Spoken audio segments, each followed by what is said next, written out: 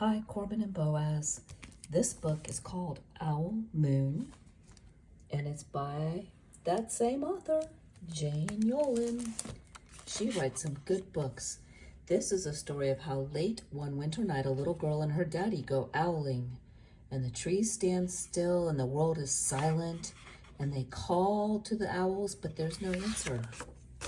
Let's see what they find outside, because the little girl's getting ready to go out in the snow.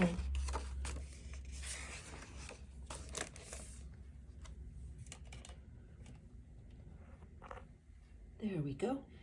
It was late one night, long past my bedtime, when Pa and I went owling. There was no wind.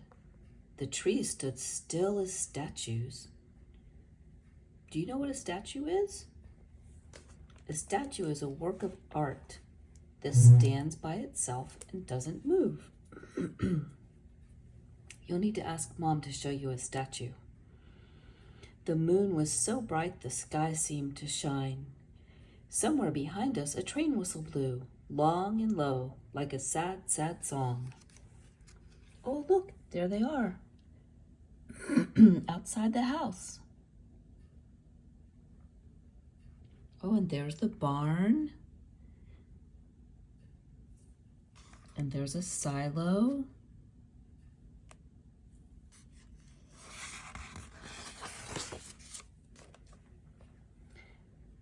I could hear it through the woolen cap Pa had pulled down over my ears.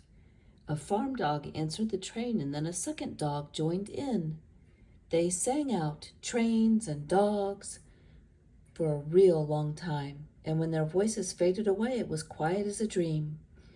We walked on toward the woods, Pa and I. They're getting ready, so they've left the yard here and are headed out to go toward the woods. Our feet crunched over the crisp snow, and little gray footprints followed us. Pa made a long shadow in the moon, but mine was short and round. So there's Pa. Can you see his long shadow and their gray footprints? And there's the little girl and her short shadow. I had to run after him every now and then just to keep up, and my short brown shadow bumped after me. But I never called out. If you go owling, you have to be quiet. That's what Pa says. I had been waiting to go owling with Pa for a long, long time. We reached the line of pine trees, black and pointy against the sky, and Pa held up his hand.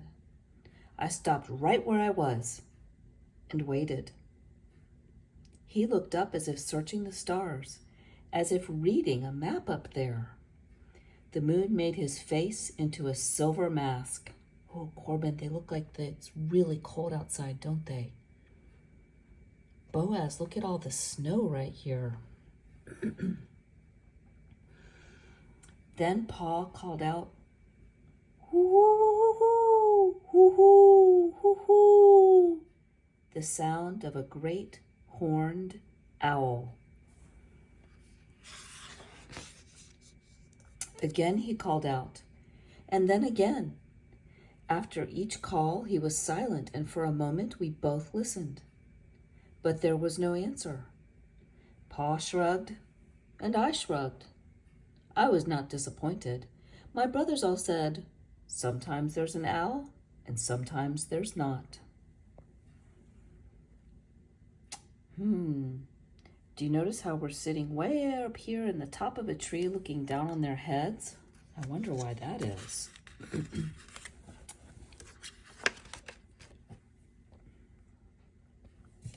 We walked on. I could feel the cold, as if someone's icy hand was palmed down on my back, and my nose and the tops of my cheeks felt cold and hot at the same time. But I never said a word. If you go owling, you have to be quiet and make your own heat. They were walking through the snow. We went into the woods. The shadows were the blackest things I'd ever seen. They stained the snow white, My mouth felt furry, for the scarf over it was wet and warm. Have you ever had a scarf wrapped around your head, boys, to stay warm? And when you breathe into it, it does get all wet and warm where your mouth is. I did not ask Pa what kinds of things hide behind the black trees in the middle of the night. When you go owling, you have to be brave.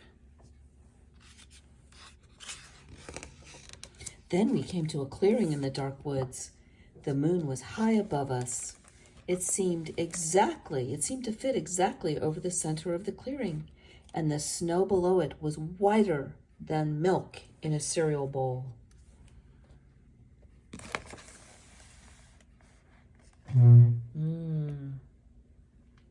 It's a really nice clearing.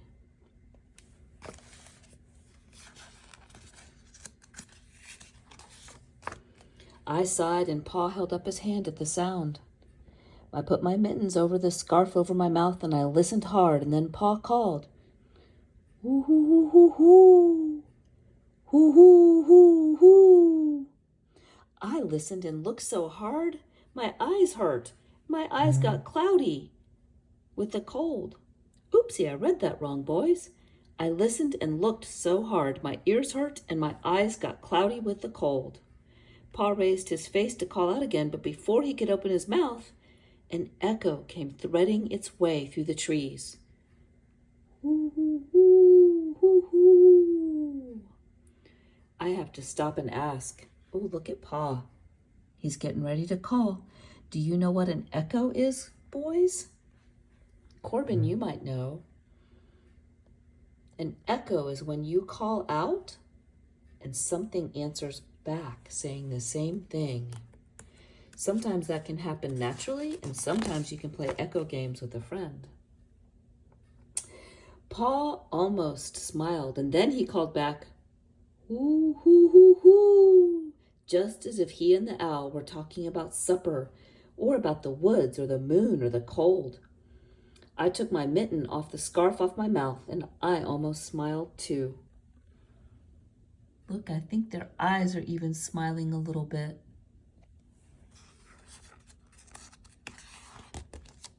The owl's call came closer from high up in the trees on the edge of the meadow. Nothing in the meadow moved. All of a sudden, an owl shadow, part of a big tree shadow, lifted off and flew right over us. We watched silently with heat in our mouths, the heat of all those words we had not spoken. The shadow hooted again. Oh, Corbin. Boaz, can you find the owl? Our friends are down here. And up here is the big owl flying right over them. Pa turned on his big flashlight and caught the owl just as it was landing on a branch. Look at how big his wingspan is.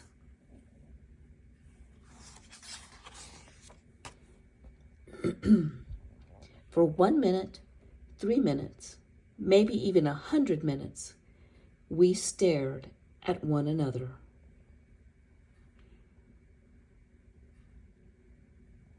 Let's look at that owl. He has a beak for a mouth.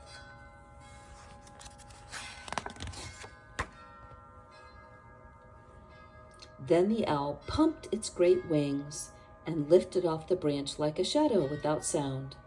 It flew back into the forest. "Time to go home," Pa said to me. I knew then that I could talk, I could even laugh out loud. But I was a shadow as we walked home. Isn't he beautiful as he flies? Look at that. When you go owling, you don't need words or warm or anything but hope. That's what Pa says. The kind of hope that flies on silent wings under a shining owl moon. The end.